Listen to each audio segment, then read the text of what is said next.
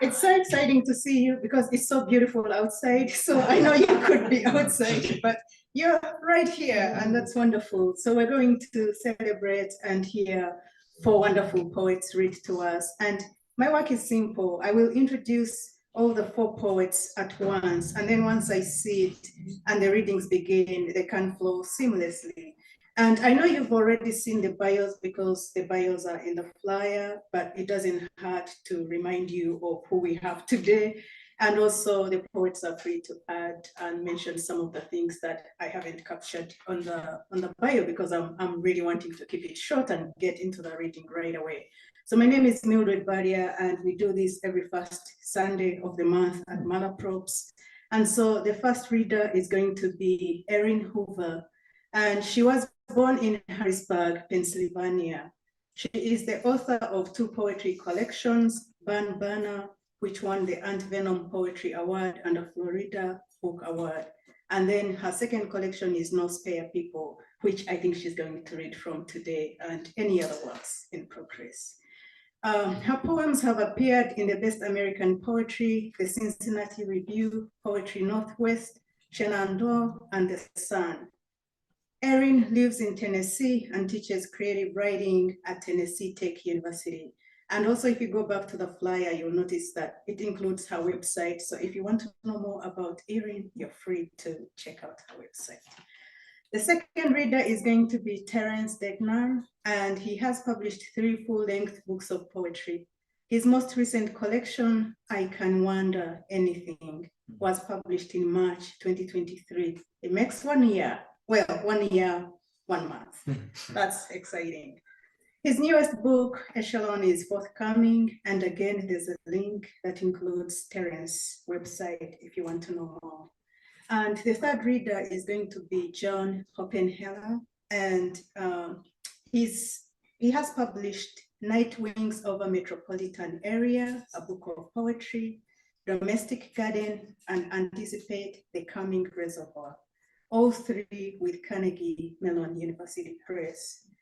Then with Kazim Ali, he co-edited a volume of essays on the poetry of Jean Valentine, This World Company, and it came out of the University of Michigan Press. His poetry, essays, and interviews have appeared in Ploughshares, Virginia Quarterly Review, New York Magazine, Southern Review, and elsewhere. He's currently a professor of creative writing and literature at East Carolina University. And our last reader, Bruce Beasley, is the author of 9 collections of poetry, most recently Prayer Shreds, which came out of Arizona Books in 2023. Also, Poems Returned and Theophobia were both published by Boa Editions.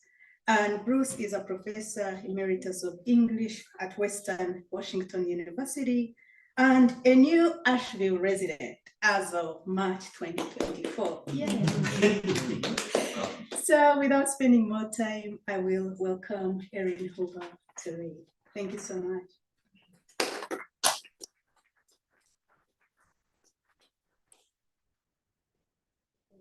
think this is okay. Can you hear me? Yes. This is catching? Okay. I also brought, if you buy the book today, I have these stickers made. I only give them out when I am like at an event. So it's just a little bonus. They say no spare people on them, and their little hearts. Designed them myself. So thank you for being here today. I'm just going to read 4 poems.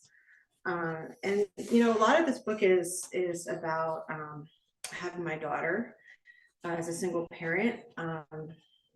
She's a donor conceived child. So a lot of it's about that, but I actually won't read a lot of poems about that. I want to read some poems I don't read that often, you know. And one is about my aunt who is blind, and it was about me reckoning with her blindness as a kid. I then later had like pretty serious vision problems that were corrected by surgery. So just reckoning with that. The poem is called If I Wear Glasses, Will You Be Able to See Me? When I was a child, always my aunt stood in the center of rooms, buttoned into tennis whites or an off-the-shoulder dress, her red-tipped fingers tilting back a long-stemmed wine glass, her laughter a hoot. I thought instead of working, she chose long hours at the gym or shopping, driven from place to place by my uncle in their luxury American car. My aunt listened to books on tape from the library and signed birthday cards with erratic loops. She made her way past the room's furniture without help and looked in the direction of the person speaking. My brother told me she was reading lips, a transposition. I haven't inherited her condition, which runs in families, but even so, I strain with lenses and I have almost no night vision at all. Labs precisely calibrate my glasses, a costly process taking months. When technology dulls a problem, it isn't a problem. I've never seen a prescription like yours, ha ha ha. People imagine I'm curious, squinting at hello, leaning in as if to kiss the document in my hands. The doctor once diagnosed me as clumsy, not a medical condition, but a scold. At night, I've pointed my car at a direction I believed to be a road, just as my aunt used to turn toward my voice. When I truly can't see, I cry out. Since I watched my aunt, I've learned some cries are like talismans, some kinds of laughter too. They guard against all the ways it can get worse. You learn to feel your way, a page of text, a conversation, a city, a museum of impressionist paintings. I'm more attentive to shifts in shadow and light than I used to be when my eyes were better. My mind performs the calibrations now. Are you still having trouble? Maybe I'm not recognizable at all. Second poem I'll read. Before I moved to Tennessee, I lived in Arkansas, had a visiting teaching position there, and I was part of a prayer group that met weekly, which I'd never been before, but this is a little bit about the prayer group. I guess I probably would have written this around 2020. Praying inside the emergency. Ladies of Pyrex and cornucopias, we meet in the evening in circled chairs and cradling leather Bibles. We open our arms to hug, breath sweet and tart as a cooled mug of tea. Our meeting is long and about Jesus, and I marvel how his parables land close to my ear, not exactly, but I mistrust perfection. When one of us asks for prayer concerns, at first we look at our hands and feet, those bodily parts crafted for earthly labor, but then at last we name them, the illness fresh or ongoing, the errant cell, the off-tempo heart. We pray for consults and MRIs, for children launching off precipices, their panic attacks and their contraband, our kids who are suckers for every kind of pain, pain and its sucking sound against their candied child hearts. As though in speaking our intentions to each other, we talk to God. We pray for diabetic coworkers, the neighbor whose Alzheimer's stole his language, Chile, the Congo, for pain felt a hemisphere away. And finally, the kin of people who have died in car accidents in our town and on our roads. Pain's purest signifier, grade A, sweet pain, edge of the cup pain, the sick roulette of a Tuesday. I'm alive, and after this prayer ends, I pray my bones won't obstinately crack on every hard surface in town. Bucolic lampposts demanding my sacrifice, half whisper of my prayer, hemming me toward the buzz of those praying for me, as though by speaking my own fears, I manifest them. I pray, a speck too scientific to believe in prayer, as more than mass hallucination, the way ancient people offered herbs, tokens, the fine-boned carcasses of birds, imagined an entity to collect them. I pray because I can't bend social orders, let alone my own diminutive life to my will. And I've bent so hard that I broke myself on protest and on that most ethereal of wishes, the vote. Instead of God, then I pled with all of humanity. Now I perform small charities like not being a shit in what ways the day offers. I pray, and in my prayer admit that in every hardship to act might take the form of rage, but also joy, blinking in the heated room, the snarl of someone's stomach, and amen for every improbable holy body. I pray, may we rise.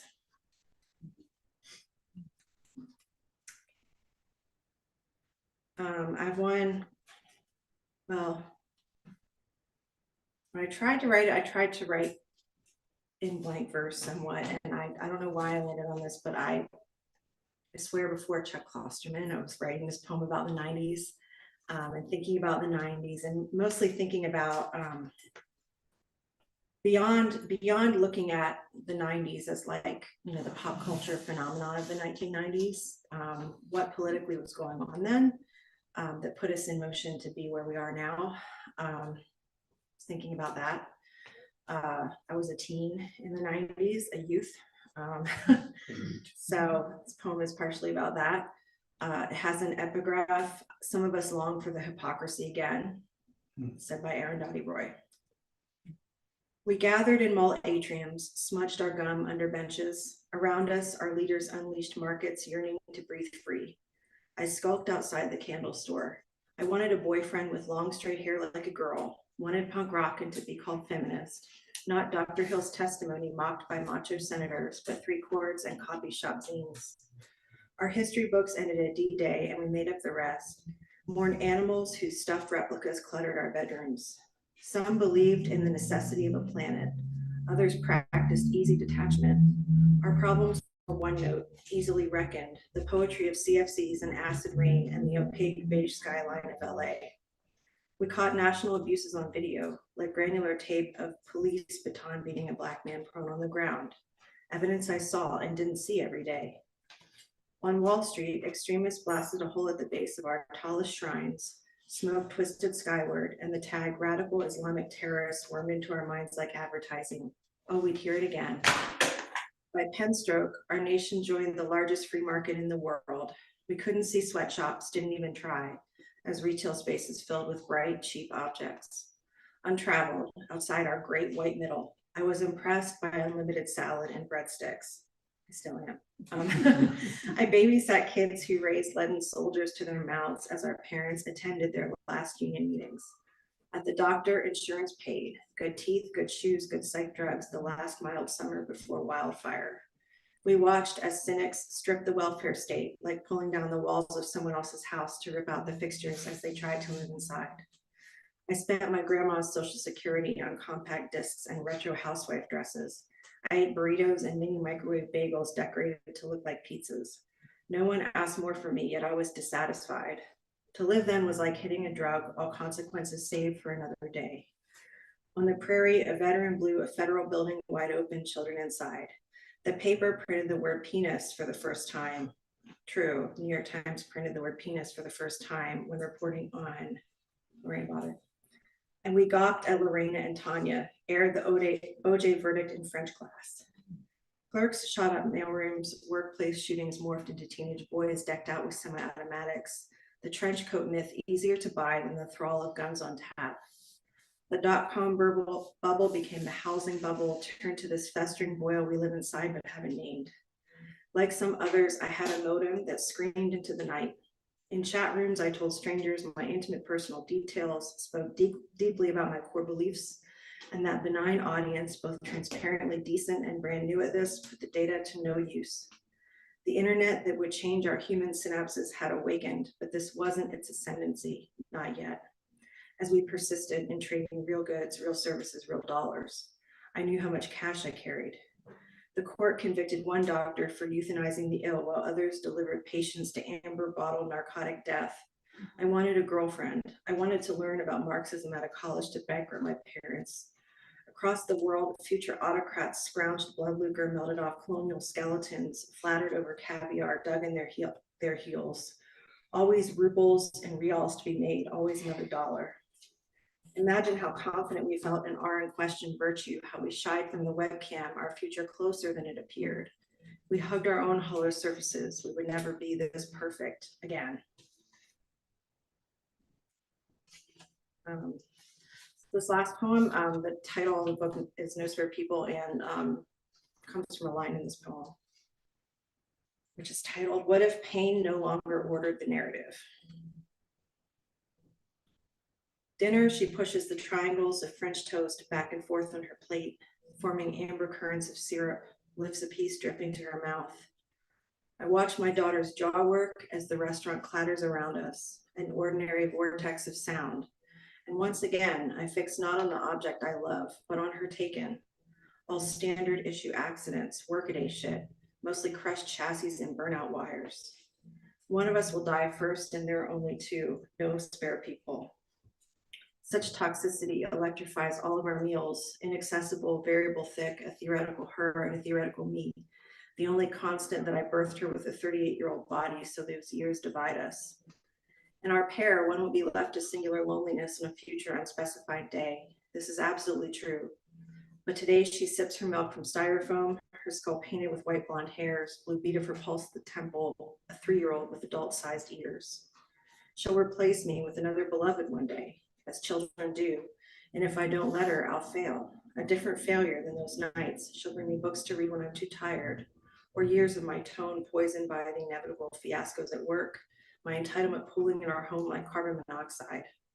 I've operated as a vassal in service to a terrible king for so long.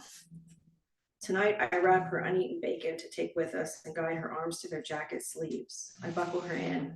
I don't groan at the train crossing. I allow another car to lurch into the lane ahead of us, and he flicks me the bird. In the rear view, I watch my daughter's eyes, and I don't even curse the titans of industry who set America on fire. On our street, I pull into the long coast of our driveway, the home I pray she'll think of fondly once I'm gone. Except I will never be gone. I carry her body inside, limp with sleep and curved against my shoulder, and I put her to bed. Thank you.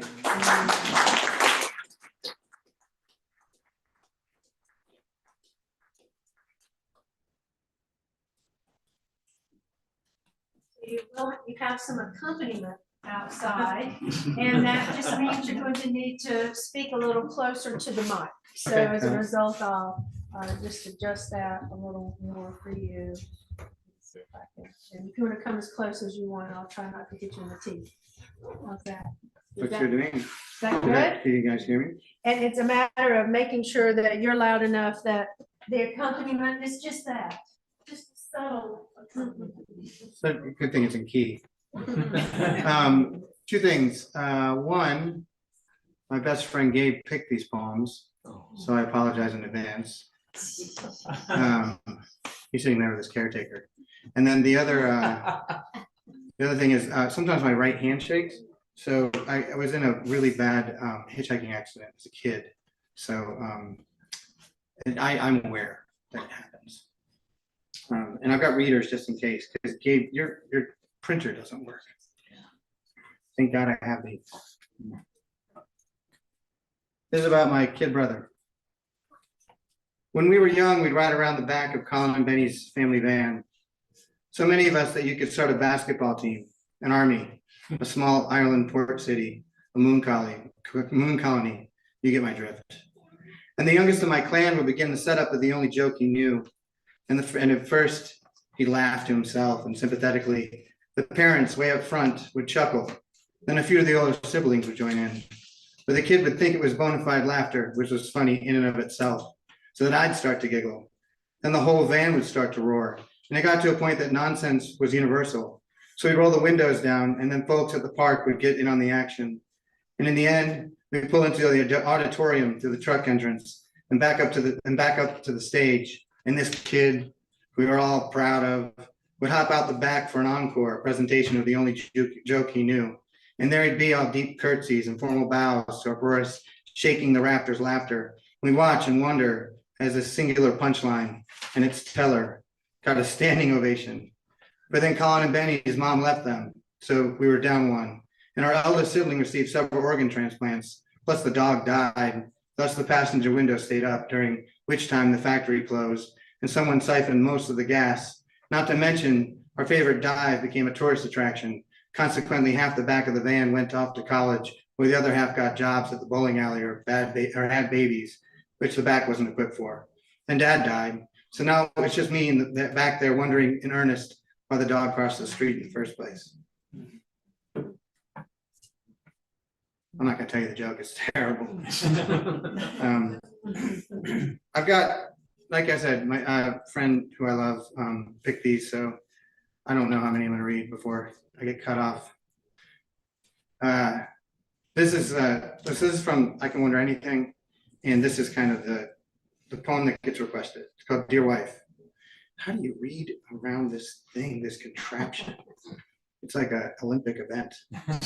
Dear wife, it's dusk, and the sky is yellow, and the sky is green also, we cannot decide. Our daughter is coloring the stoop stairs with chalk because it's April, and the weather cannot figure itself out either. You pull on a sweater that was once mine, but has since shrunk to almost your size. We're listening for the familiar sounds of the ice cream truck. Our daughter has quarters stacked like drunk towers on the stairs railing. We brought a small speaker out from the den, and Simon and Garfunkel in Central Park singing a song about home. Our daughter gives up and runs up the street to the bodega. We let her imagine she's free to do this on her own, but trailing her in a pair of socks, I pretend that I'm a gumshoe. The clerk gives her small frame a boost so she can reach down into the bottom of the freezer. And once she has paid, he comes to the prop door and raises his hand to signify that he's distinguished her father and softly waves at me from across the street. Our daughter pantomimes looking both ways because for her, this is an important first of many firsts. I ask her if she's counted her change, which she ignores and instead lets me in on the fact that her popsicle is multi-layered, which signifies that she's made a wise purchase. Not only does her firework cover all the regular bases, but it also entertains the senses below the surface. We get back to the stoop to continue to shoot the April breeze, and I place your feet back in my lap. The ice cream truck eventually passes, and I swear that if God himself were to descend before us to take me home, I'd fight him right there in the street. Here's a poem.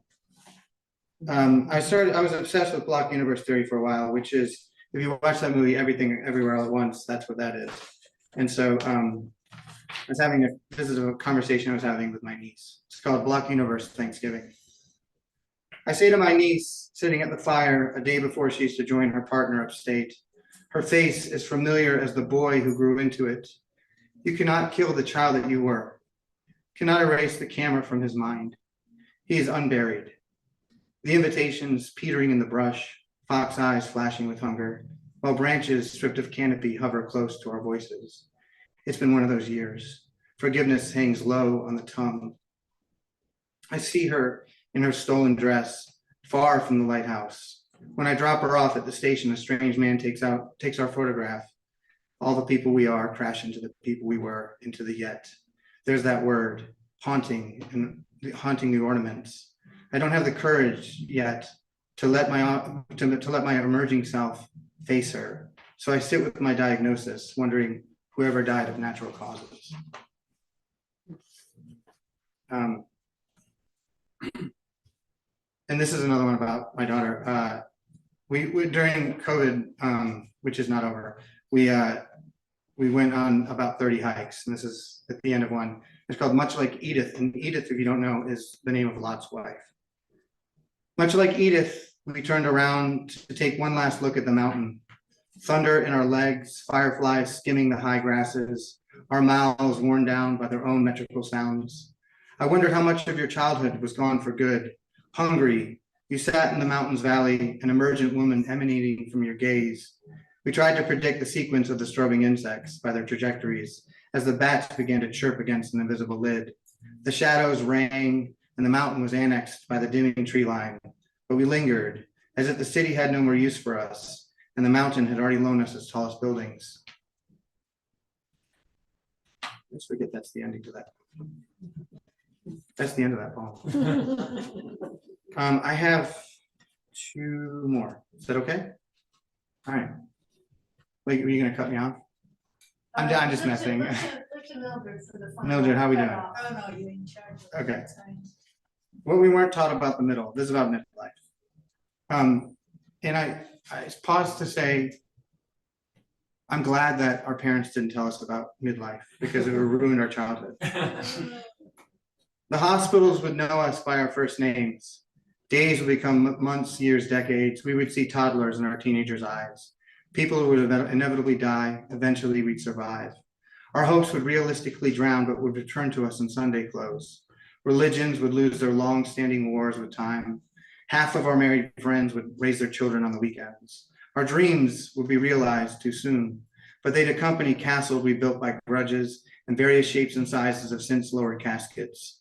We would know the middle by our presence within it. We'd become middlers when we realized the lies we were paid when our elders said they picked no favorites, were gracious. And we'd empathize when running our fingers through our favorite child's hair. That's how the middle is known. It's carrying the weight of a Christmas fable until it can no longer hold, and asking the eldest not to spoil it for his sister. It's not answering the phone when the news is a bombshell in the middle of the night, when it isn't drunk friends but sober ones. It's numbers on a cake instead of individual candles. The elders spared us when they forgot the deaths that came to us as surprises, the cancers and the gunshots that ricocheted off cement blocks in first grade classrooms. But when we become middlers, it sinks in. You get the voicemail and it's your best mate's wife, and she says, her voice shaking, "Hey, it's me. You gotta come. I'm not sure if he's gonna make it." And you buy the next flight right to the heart, the center of it, although you weren't told how sharp the middle could be. But who could blame anyone for keeping it in? Would you travel here, now, knowing what we know? All right, Gabe, you want me to read Dear Pennsylvania or They Made Us Humans? Okay, so this is from a book that of missives about grief, and it's between myself and this other amazing poet named Deborah Butson. And I write to the states, but it has really bears no real purpose. Dear Pennsylvania, west of the Delaware Water Gap, two bridges loom like clock hands. On the condition you survive infancy, I can only conjure a few reasons not to choose a favorite constellation. Mine is the Seven Sisters. Should you find yourself in a boat probing the sky as headlights buzz the Degnan Ferry Bridge on the night you scatter your childhood, you would find me there repeated, an aesthetic too entrenched in the terrain to be withdrawn. We will do anything to commemorate the trouble comes from having been a son. I've seen my siblings take a jackknife to that basement. I've lived in 3 states twice, have met myself as elder, buried animals there, sucked trees dry of their marrow. Once my brother was lifted 4 feet off the ground by a swarm of yellow jackets. Once my brother's heart was calcified, scraped across a rock. Once my brother's flesh was tenderized by his father's bottle. The other made to watch. Once my brother swore servitude to poverty via allegiance to its opposite. Going under that bridge, which took on a clock hand shape, an aggregate saying, I found the Seven Sisters, clustered together like a box of lighthouse torches at the ready, where I had left them steadfast in my memory.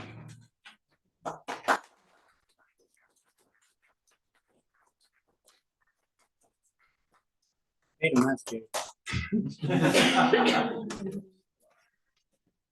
I guess that.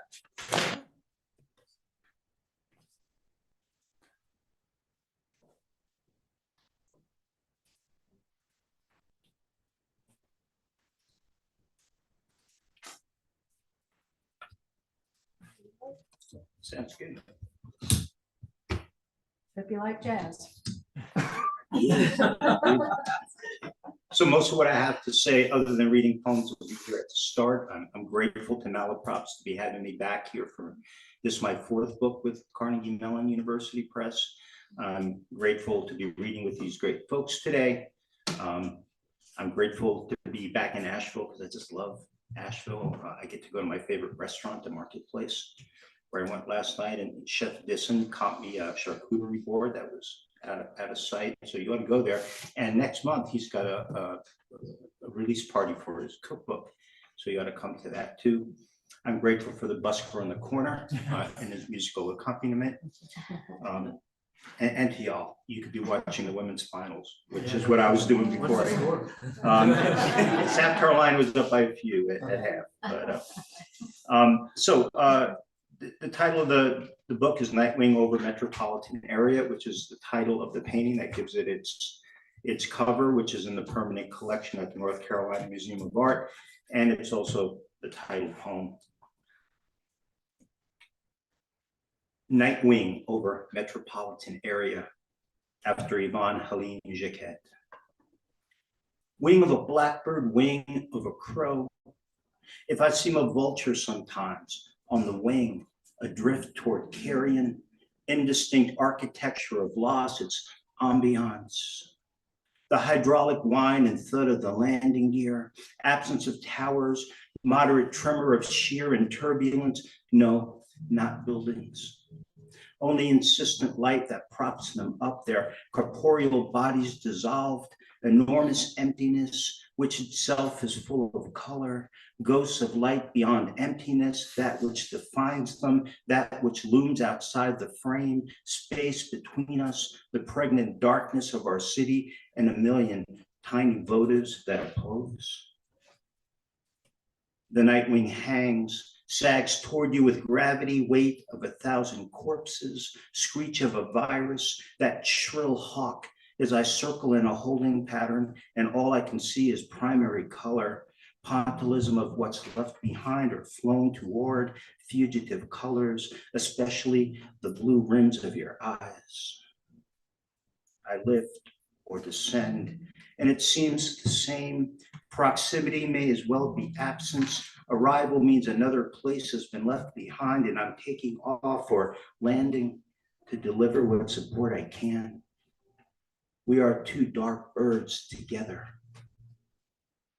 keeping raptors at bay, there, out over the river.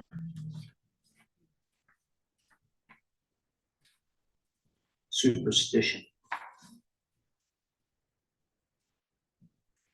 Who has turned the jade elephant's head from the door? That won't do with a gunman still on the loose, herons flapping too close to the house. So I turn fire tongs for luck, cast table salt into flames.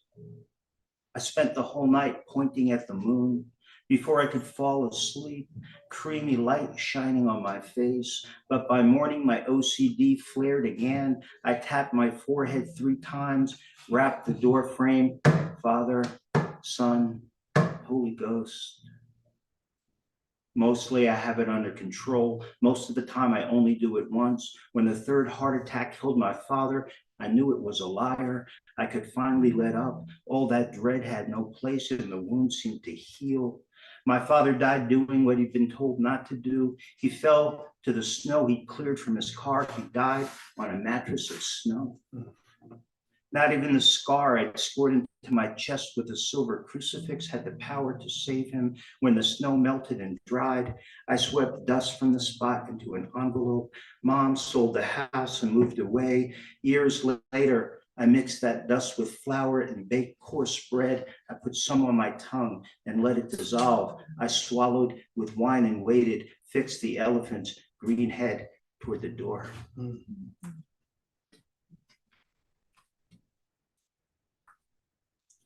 OCD. At least he's not undergoing an exorcism, not being made to repent the litany of sins that don't exist. At least well-meaning Freudians aren't sticking their noses into his toilet training, aren't picking at the scabs of the divorce, though Danny picks at his own scabs to make them bleed. At least we know he can't help it. Hasn't volunteered to suffer blood, the digging at his gums, the tics and pledges to remain always true to this video game or that ball python, the constant checking. He's done his schoolwork poorly again. And Christy is tired, frustrated, anyone could see. But Danny has trouble with expressions and body language. Are you mad, Mommy? Are you mad? When Danny's struggling and lets me look him in the eyes, I can almost see through them into the orbital frontal cortex where his wiring is probably frayed, where the monster lives. A monster that's not a monster at all, but a hiccup that keeps the striatum from breaking fear, from dismissing it as irrational. I'm peeking in on him now. He's playing his very favorite video game, the one where he gets to kill all the zombies. The game's both escape and obsession. He has a ritual to keep it pure. Last night, he couldn't stop asking Christy if she loved him. He needed to make sure. I'm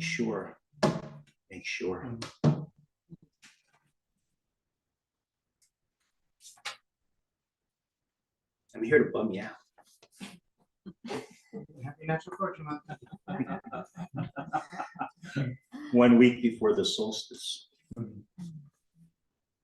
I went to the local market to pick up a few holiday things, a rosemary topiary shaped like a Christmas tree, a chocolate Santa for Danny, a bag of mixed nuts maybe to crack in front of the fire with Christy.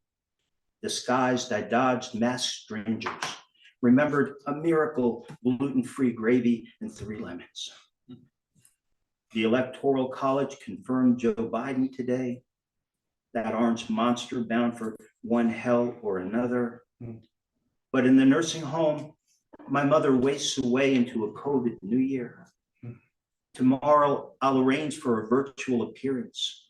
Her room has a sizable window, so I hope for a flurry while we Zoom.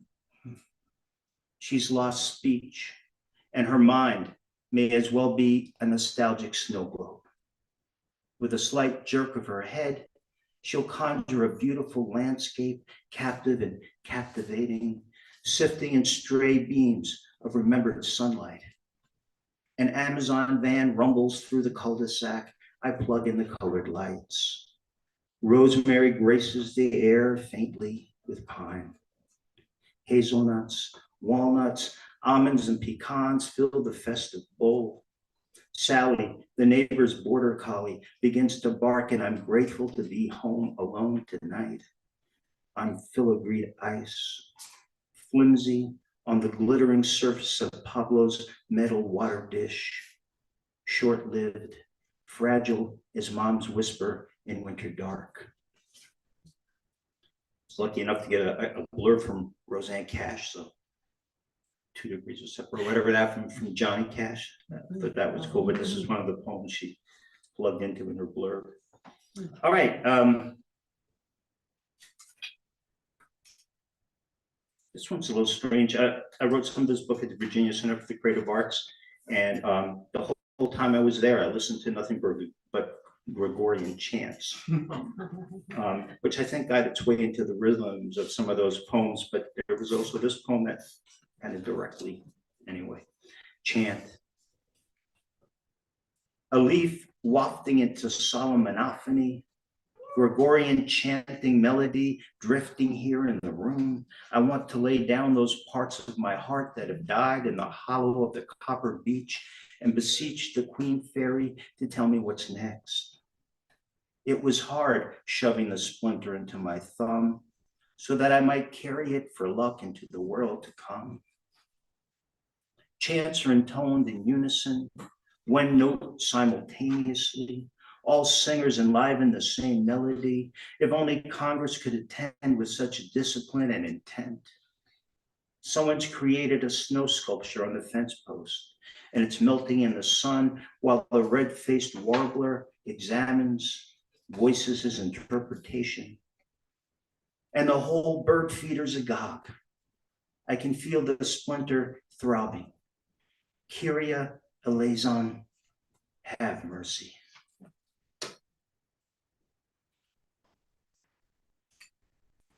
Almost there.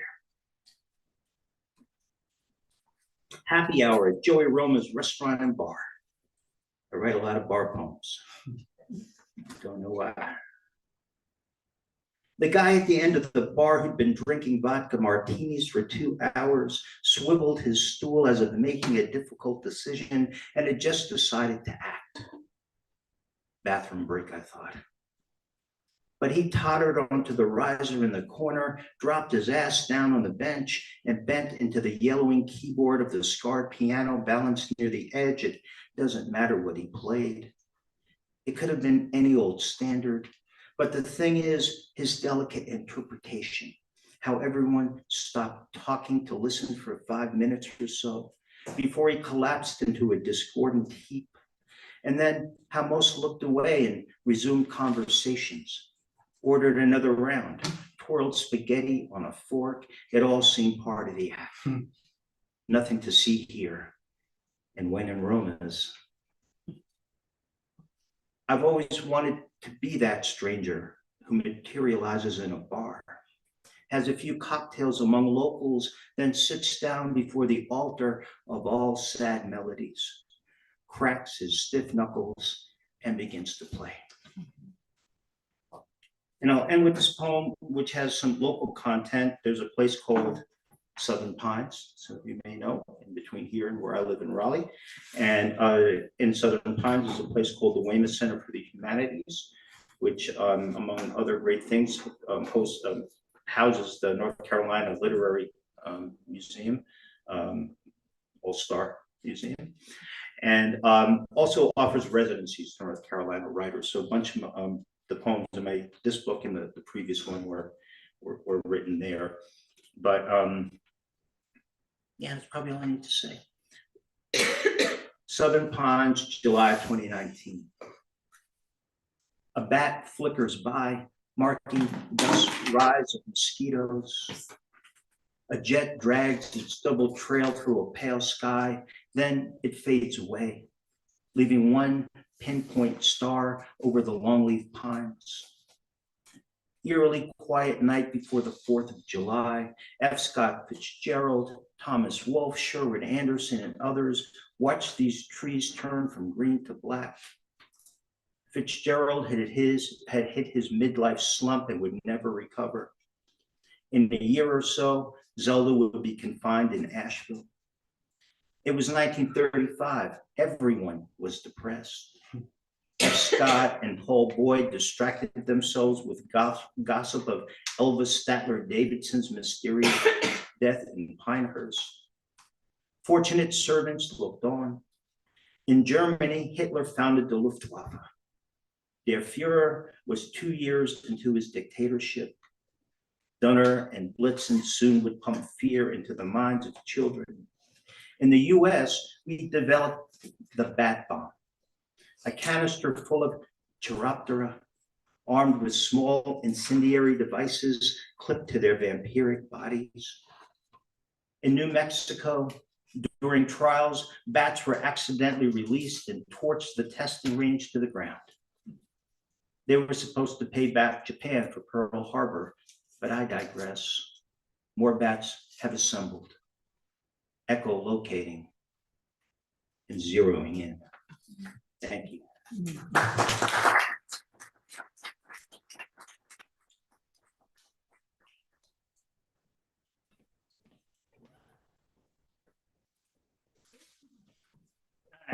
I'm thrilled to be in Asheville. Just moved here a couple of weeks ago from way up in the West Coast, and it's wonderful to be here. Thank you for coming. I'm going to read from Prayer Shreds, my latest book, which came out from Orison Press, which, if you don't know it, is a wonderful Asheville-based press, founded by Luke Hankins, who is a brilliant editor. It's a press devoted to the life of the spirit in a broad and progressive and ecumenical way. And I really love the mission of the press and glad to be part of it. I'm going to start with a poem about Easter called Easter Words.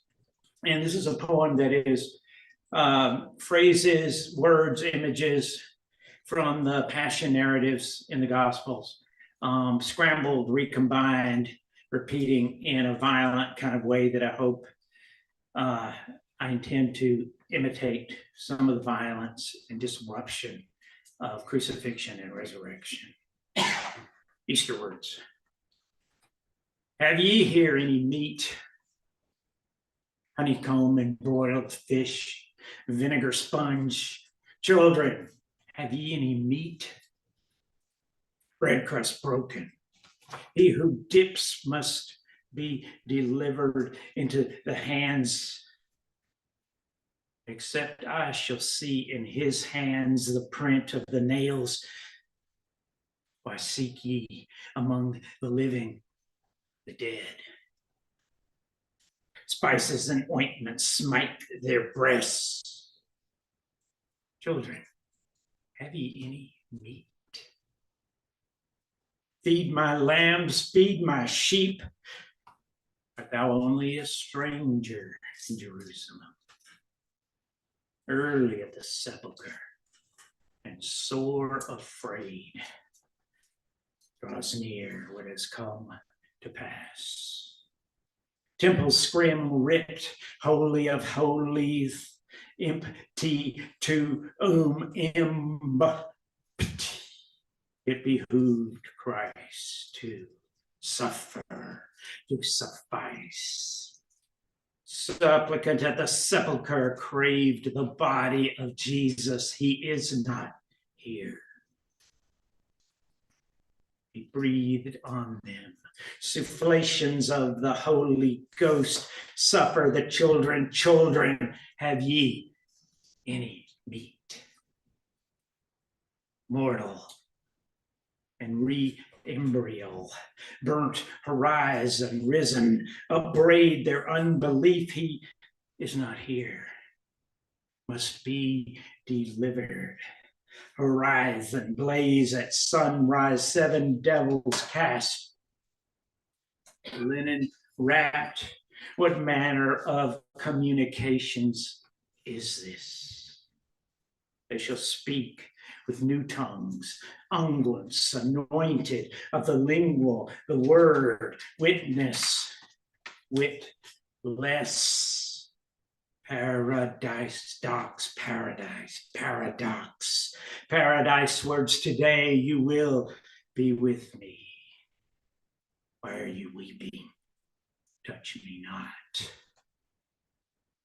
Roots, blood, sepulchres, pulchritude into the hand, nigh at hand. Children, have ye any meat? Cast, and the nets strained, and the lines groaned with fish catch.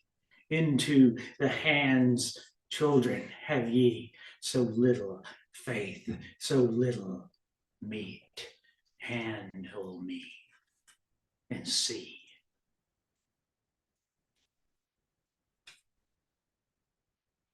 A couple of years ago, I had a dream that I was writing verses from old Hebrew biblical prophets on a piece of halibut. And the idea in the dream was that I was creating my own ritual, my own form of sacrament, by writing out the most painful parts of my Presbyterian past and in childhood, where I was terrified of God because of verses like this, and combining it with the sweet flavor of halibut and eating it like a Eucharist, a different kind of Eucharist, and swallowing it. And it's called Last Supper with Halibut and Maledictions. That a scripture might be written in an ink, squeezed from a seaweed's green, in lines along the skin and flesh folds of a halibut. Woes and curses blurred a little by its oils, chopped stalks of lemongrass punctuating its opaque striations, and the flash frozen flakes crumbling with the crushed garlic and cold Pacific salt water sealed into its skin. Stanza, pan seared in, and tasting of Jeremiah and vilification and benedictions of ginger strips. I am weary of repenting, saith the Lord. I will cause to cease the voice of mirth, the voice of gladness. I will make thee a burnt mountain. Thou shalt be desolate forever. And offered, as in the dream it was, as a temporal sacrament, that its languaged flesh be taken in as sustenance and as riddance. This is my body, that having tasted of its sweetened malediction, we need never render again what that seared flesh once read.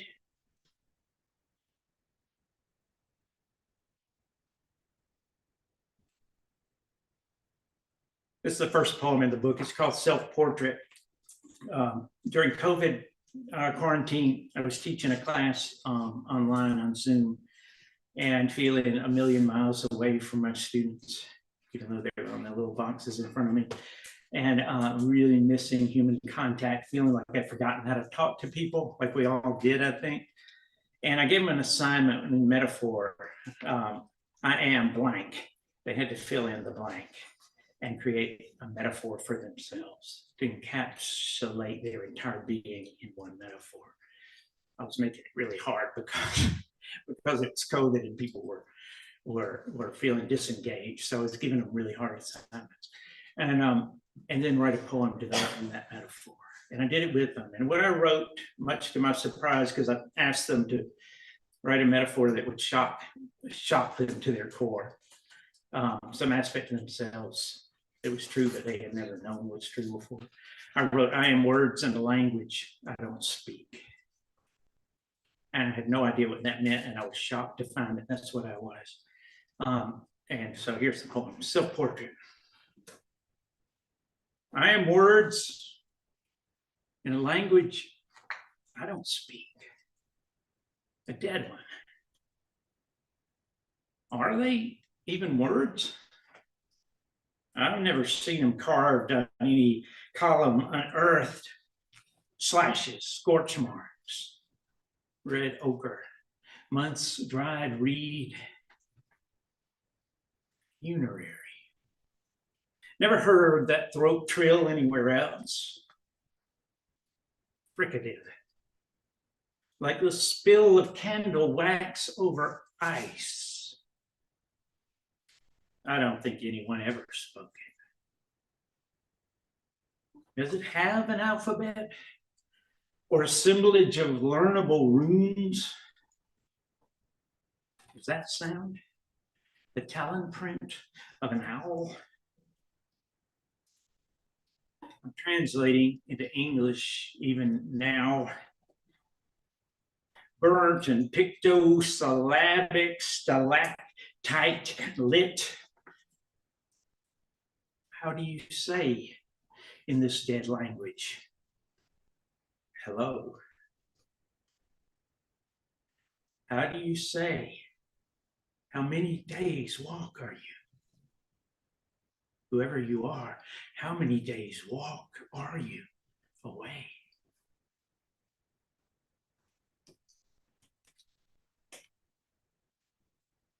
I'm going to end with the last poem in the book, which is called Little Faith to a Reader.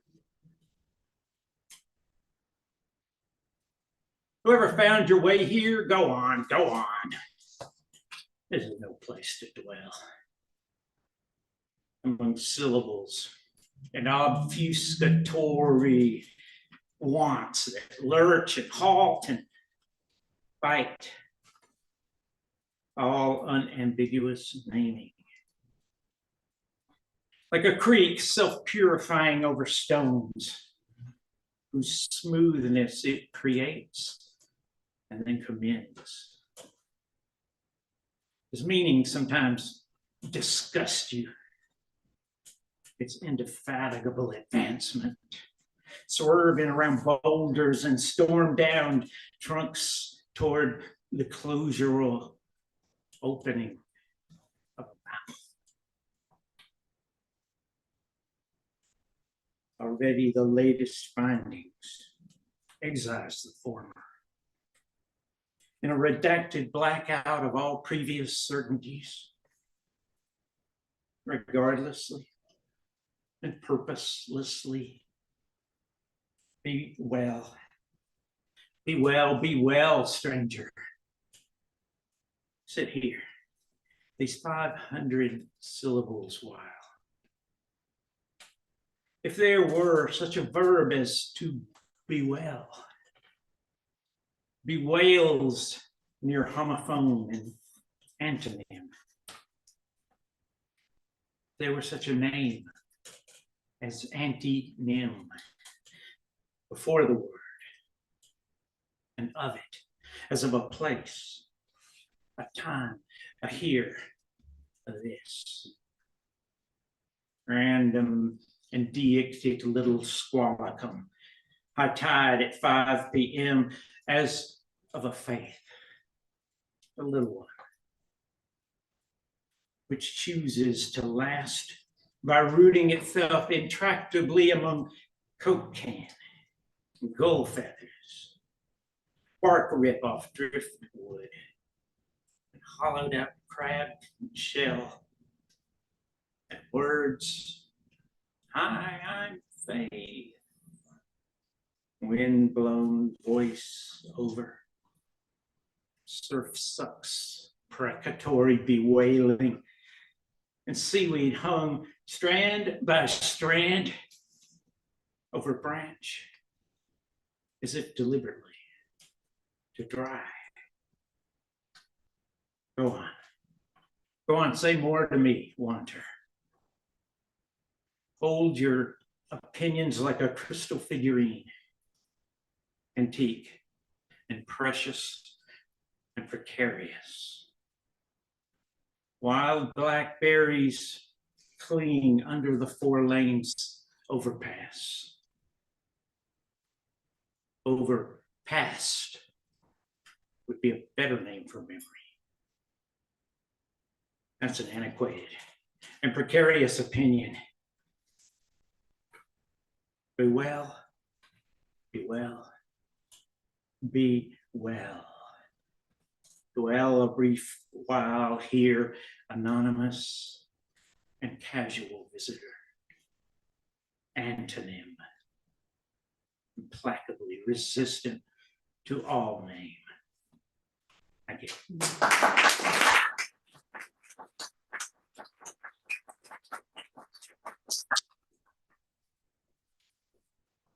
Thank you so much. One more round of appreciation for this.